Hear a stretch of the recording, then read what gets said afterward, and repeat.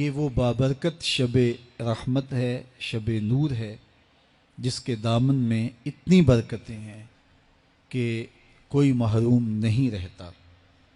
صرف وہ بد نصیب لوگ جو شرک میں مبتلا ہیں، جو سخت کینہ پرور ہیں، جو قطع رحمی کرتے ہیں، قاتل ہیں، عادی شرابی یا بدکار ہیں، انہیں اس مبارک رات میں محروم رکھا جاتا ہے، ورنہ اللہ کی رحمتوں کا عموم اس بابرکت راتوں میں اس قدر ہوتا ہے کہ کوئی گناہ گار جو اس کے حضور ہاتھ دعا کے لیے اٹھاتا ہے اور اپنا دامن پھیلا کے اس کی رحمتیں مانگتا ہے، اسے محروم نہیں رکھا جاتا، بلکہ اللہ سب گناہ گاروں کو جہنم کی آگ سے آزاد کر دیتا ہے۔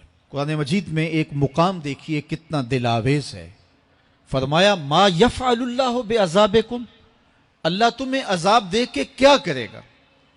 اس کی یہ چاہت نہیں ہے کہ تمہیں عذاب میں مبتلا کرے، اس کی چاہت یہ ہے کہ تم اس کی چوکھٹ پہ آؤ، جھولی پھیلاؤ، اس سے خیرات اور رحمت مانگو، اور وہ تمہارے ماضی کے سارے گناہ معاف کر کے، ساری غلطیاں معاف کر کے تمہیں اپنی رحمتوں سے مالا مال فرما دے۔ تو وہ بندوں کو بخشنے پہ، بندوں کی مغفرت کرنے پہ آمادہ ہے، اور اس کی رحمتیں بہانے تلاش کرتی ہیں۔ انسان کی فطرت کے اندر گناہ رکھا گیا ہے۔ آگ، ہوا، مٹی، پانی، یہ ان چار چیزوں کا مرکب ہے۔ اس کے جو عناصر ہیں اس میں کبھی اعتدال قائم نہیں رہتا، اور اس سے گناہ سرزد ہو جاتے ہیں۔ گناہ کرنے کے بعد بندے کا اس گناہ پہ اصرار کرنا، اڑ جانا، ضد کرنا، توبہ نہ کرنا اللہ کو یہ پسند نہیں۔ لیکن اگر اس سے گناہ سرزد ہو جائے تو پھر وہ توبہ کر لے تو اللہ کو یہ بہت زیادہ پسند ہے۔ جو اس سے ہو سکے نیکی وہ اللہ کے حضور پیش کرے، لیکن اس کے اندر جو شر رکھی گئی ہے، اس کے اندر جو قوتیں گناہ کی رکھی گئی ہیں، اس سے اگر اس سے گناہ سرزد ہو جائے تو پھر وہ اللہ سے توبہ کرے، اللہ کی طرف رجوع کرے، تو اللہ اس کی توبہ کو نہ صرف قبول کرتا ہے بلکہ اس کے گناہوں کو معاف کرتا ہے اور گناہوں کو بدل کے نیکیوں میں تبدیل کر دیتا ہے۔ جب گناہ نیکیوں میں تبدیل ہو گئے تو جتنا بڑا گناہ گار تھا اتنا بڑا نیکوکار ہو گیا۔ حضرت سیدنا عمر رضی اللہ تعالیٰ عنہ بازار میں جا رہے تھے تو ایک شرابی نے ہاتھ میں بوتل پکڑی تھی شراب کی، تو حضرت عمر ہاتھ میں درہ رکھتے تھے اور آپ کا جاہ و جلال دیدنیت ہوتا، تو جو ہی حضرت عمر رضی اللہ تعالیٰ عنہ کو اس نے دیکھا تو ڈر گیا، اور دل ہی دل میں کہا اے اللہ آج عمر کے قہر سے بچا لے، میں تیری بارگاہ میں سچی توبہ کرتا ہوں، اور جلدی سے شراب کو بغل میں چھپا لیا۔ اتنے میں حضرت عمر سر پہ پہنچ گئے اور گرج کر کڑک کے کہا کہ یہ تیری بغل میں کیا ہے؟ چونکہ اس کو بوتل چھپاتے دیکھا تھا تو وہ ڈر گیا اور ڈرتے ڈرتے کہنے لگا حضرت یہ سرکہ ہے۔ اب تھی تو شراب، لیکن ڈرتے ہوئے بولا حضرت سرکہ ہے۔ تو حضرت عمر نے کہا نکال۔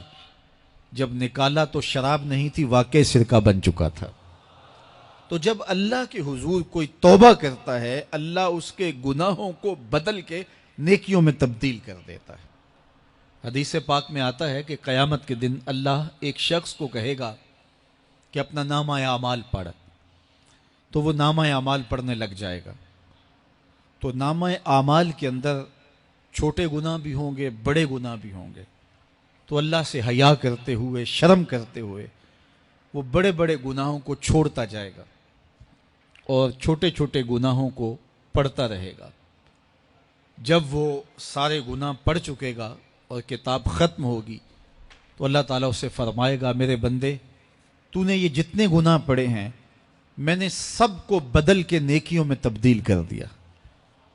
تو بندہ کہے گا اللہ ابھی تو میرے بڑے بڑے گناہ رہتے ہیں جو میں نے پڑھے ہی نہیں۔ فَضَحِكَ النَّبِيُّ حَتَّى بَدَتْ أَنْيَابُهُ، حضور جب یہ بیان فرما رہے تھے تو حضور اتنا مسکرائے کہ صحابہ نے حضور کی داڑھیں دیکھ لی۔ تو پہلے وہ بڑے بڑے گناہ چھوڑے جا رہا تھا، لیکن جب اللہ فرمائے گا کہ میں تیرے گناہوں کو بدل کے نیکیوں میں تبدیل کر دیا تو وہ کہے گا ابھی تو بڑے بڑے گناہ رہتے ہیں جو میں نے ابھی پڑھے ہی نہیں.